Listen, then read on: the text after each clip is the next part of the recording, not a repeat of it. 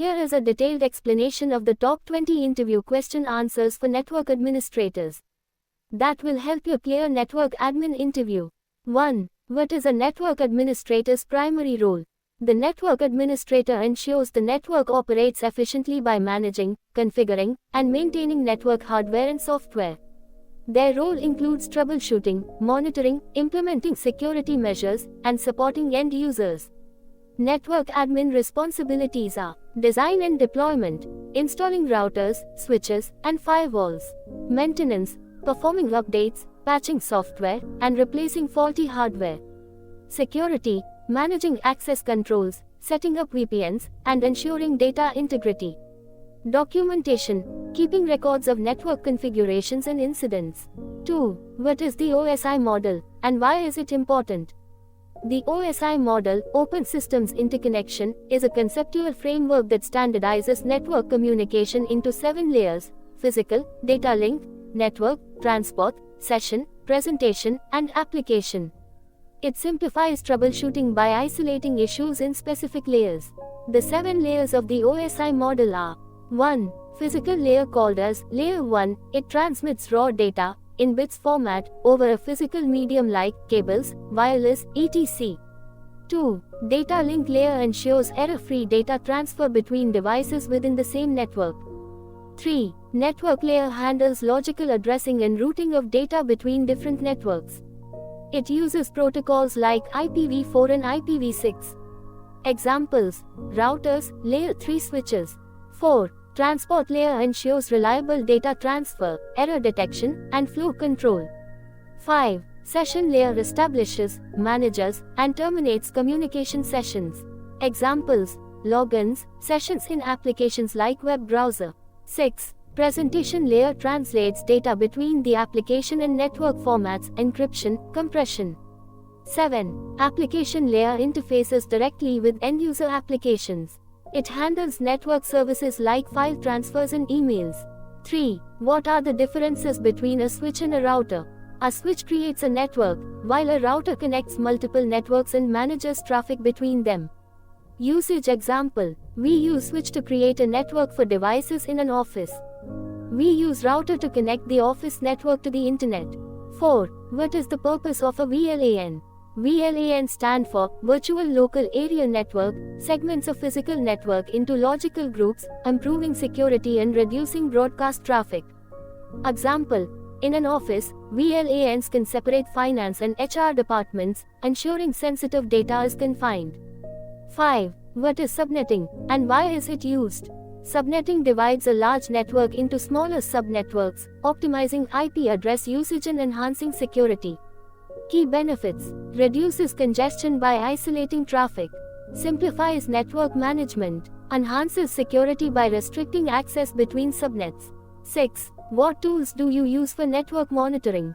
Common tools used for network monitoring include Wireshark, captures and analyzes network packets. Nagios, monitors network health and alerts on failures. SolarWinds, comprehensive tool for performance management.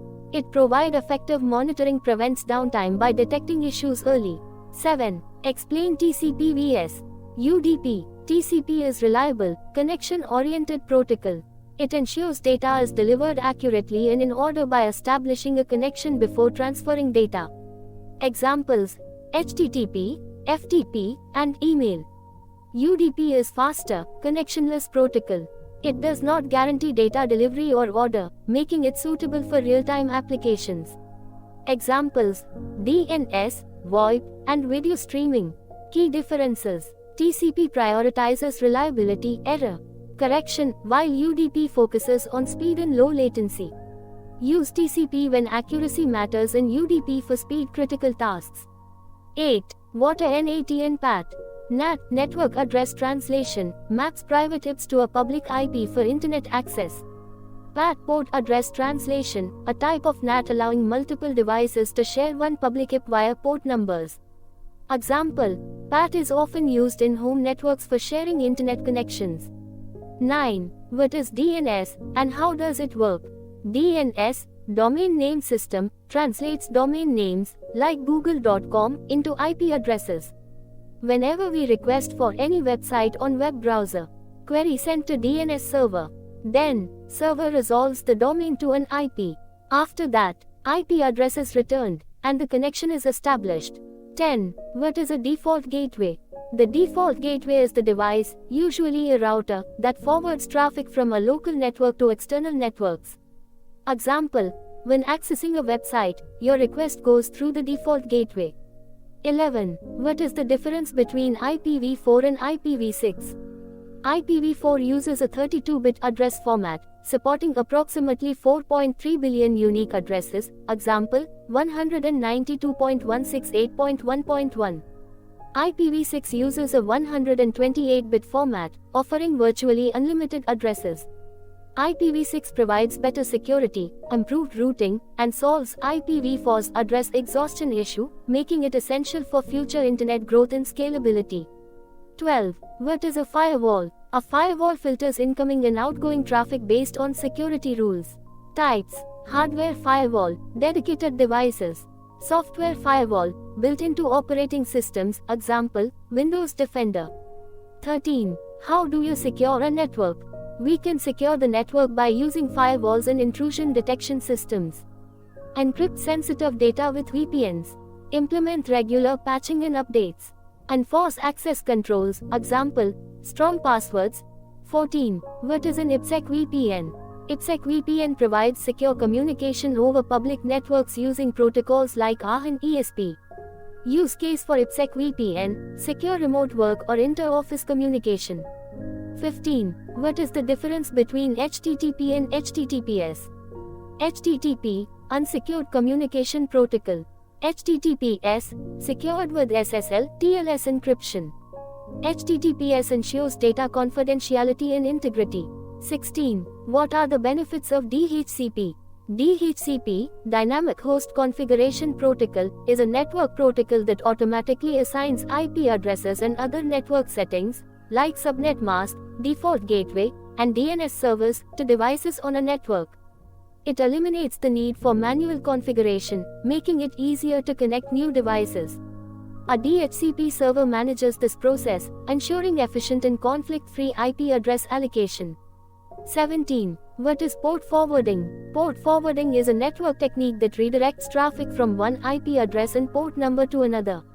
It's commonly used to allow external devices to access services on a private network, such as a web server or gaming server. When a request reaches a router, the router forwards it to the appropriate internal device based on predefined rules, ensuring secure and seamless communication between external and internal networks. Port forwarding use case: hosting a website or game server on a local machine. 18. How do you handle a network outages?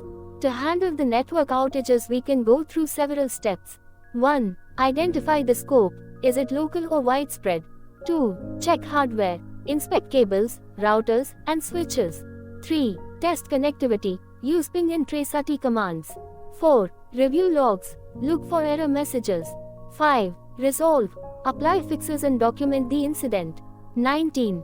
What is load balancing? Load balancing distributes traffic across multiple servers to ensure reliability and efficiency. Load balancing is the process of distributing incoming network traffic across multiple servers to optimize resource use, improve performance, and ensure high availability by preventing overload on any single server.